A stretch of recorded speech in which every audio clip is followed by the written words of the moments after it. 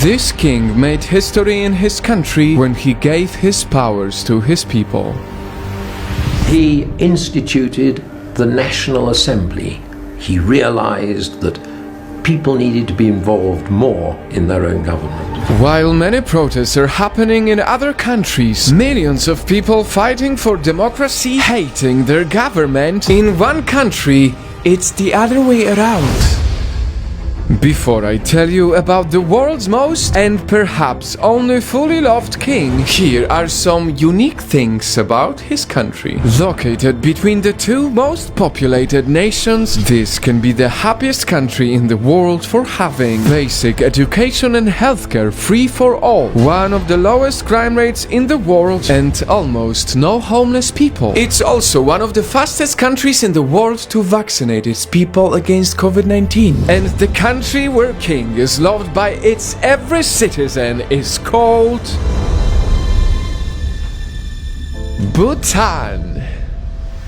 This is Jigme Sini Wangchuk, the fourth king of Bhutan, who changed the whole system of his country when he decided to give his power to his people. We are thriving. And the reason we are thriving is because we've been blessed with extraordinary kings. But the Bhutanese love him so much that they literally refuse democracy. His Majesty undertook many tours around the entire country, met with every member, a representative of every member of the family in each district. And people, they did not want democracy. And that is what made Bhutan into a unique democratic constitutional monarchy where people vote for their leaders but still have a king. Unfortunately, the world has so many politicians who abuse their power, leaders who always put themselves first. And that is why we need to celebrate and learn from Bhutan. I truly believe that for a very small country like Bhutan, with an even smaller population, it is extremely vital that we have a shared national objective. In fact, Bhutan's strategy is so unique that its top priority is gross national happiness. You heard it right. Not gross national product, but gross national happiness. Gross national happiness, therefore, becomes a responsibility of the government or a mandate of the state to create an environment where citizens can pursue happiness. They have an actual law that states if the government cannot provide happiness, there is no reason for the government to exist. How unique type of politics is that, and how many countries could really use that?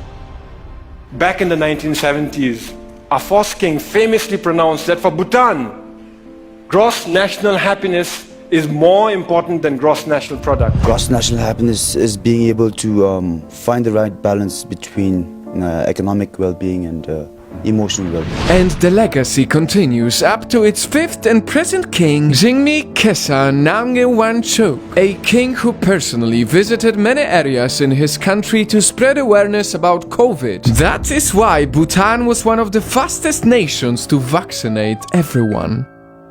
To top it all off, if a Bhutanese family loses a home, the king will give them a land where they can build a home and plant a garden for food. If a person gets sick or gets into an accident, they can decide to take either traditional or classical medicine for free. And after hearing all of this, there is no question why the government of Bhutan is very much respected and loved by its people. There's so much GNH going on in Bhutan that we are convinced that we are happy. And that is why we made this video, because if Bhutan was able to achieve all these things, then every country can. We just need great and true leaders who put their nation before themselves.